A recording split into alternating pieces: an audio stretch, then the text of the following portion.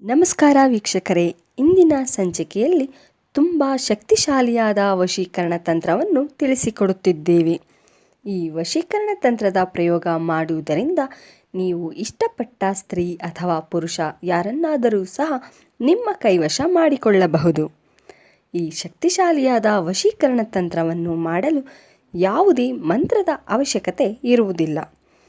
ಈ ಒಂದು ಶಕ್ತಿಶಾಲಿಯಾದ ವಶೀಕರಣ ತಂತ್ರ ಮೆಣಸಿನಕಾಯಿ ಮತ್ತು ಒಂದು ಮೊಳೆ ಬೇಕಾಗುತ್ತದೆ. ಇದನ್ನು ಮಾಡುವ ವಿಧಾನವನ್ನು ತಿಳಿಯೋಣ. ಮೊದಲಿಗೆ ಮೆಣಸಿನಕಾಯಿಯನ್ನು ತೆಗೆದುಕೊಂಡು ನೀವು ವಶ ಮಾಡಬೇಕೆಂದಿರುವವರನ್ನು ನೆನೆಯುತ್ತಾ ಅವರ ಹೆಸರನ್ನು ಹೇಳುತ್ತಾ ಒಂದು ಮೊಳೆಗೆ ಚುಚ್ಚಬೇಕಾಗುತ್ತದೆ.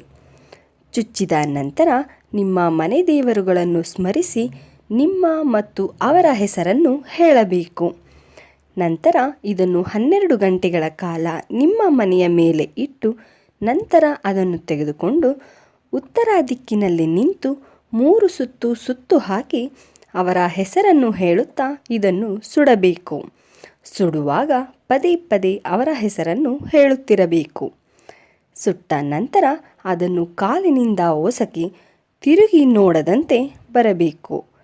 ಹೀಗೆ ಮಾಡಿದ ನಂತರ ನೀವು ಇಷ್ಟಪಟ್ಟವರು ಅವರಾಗಿಯೇ ಬಂದು ನಿಮ್ಮನ್ನು ಮಾತನಾಡಿಸಲು ಶುರು ಮಾಡುತ್ತಾರೆ.